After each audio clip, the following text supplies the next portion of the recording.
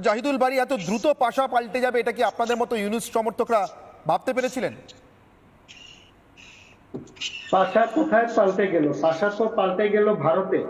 আমি আপনাকে একটি কথা নিশ্চিত করি, সেটি হচ্ছে গত 5ই আগস্ট যখন শেখ হাসিনার পতন হয়েছে, এখানে শুধু শেখ হাসিনার পতন হয়নি, সাথে সাথে পতন হয়েছে ভারতের ফরেন পলিসি, সাথে সাথে নিগৃহীত হয়েছে ভারতের ফরেন পলিসি, ব্যর্থ হয়েছে তাদের ফরেন পলিসি। ডক্টর জাহিদুল বারী, দেখুন, আপনি যদি কোনো কাল্পনিক উপন্যাস রচনা করতে বসেন অথবা অথবা অথবা আপনার যদি রিপ ভ্যান উইঙ্কেলের মতো মনে হয় ঘুম থেকে জেগে উঠে যে আপনি এখনো 20 বছর পিছিয়ে আছেন, পৃথিবী এগিয়ে আছে, তাহলে আপনাকে একটু থামিয়ে আমি স্মরণ করিয়ে দিই, 5ই আগস্ট নয়, আমি আজকে এই মুহূর্তে 14ই ফেব্রুয়ারি মার্কিন প্রেসিডেন্ট ডোনাল্ড ট্রাম্প যেভাবে বাংলাদেশের দায়িত্ব নরেন্দ্র মোদীর হাতে তুলে দিয়েছেন সেটা নিয়ে কথা বলছি।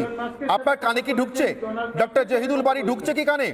ডক্টর জাহিদুল বারী, আপনার কানে কি ঢুকছে? আমি 5ই আগস্ট নয়, আপনি সম্ভবত রিপ ভ্যান উইঙ্কেলের মতো ঘুমিয়ে পড়েছিলেন, জেগে উঠুন, এটা 14ই ফেব্রুয়ারি, আজ সকালে, আজ ভোর রাতে ভারতীয় সময়ে ডোনাল্ড ট্রাম্প বাংলাদেশের বিষয়টা নরেন্দ্র মোদীকে দেখে নিতে বলেছেন।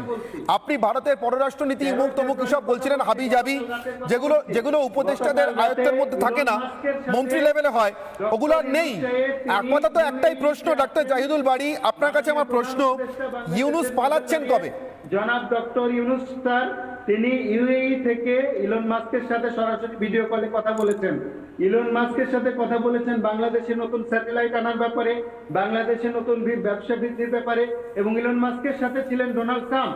বাংলাদেশের একেবারে আমি আপনাদেরকে বলছি, তাদের সম্পর্কে আমি কি বলবো? আমি আবার বলছি, আপনি ওনাদের ইউনুসের পতন হয়ে গেছে, দেখুন ডক্টর জাহিদুল বারী,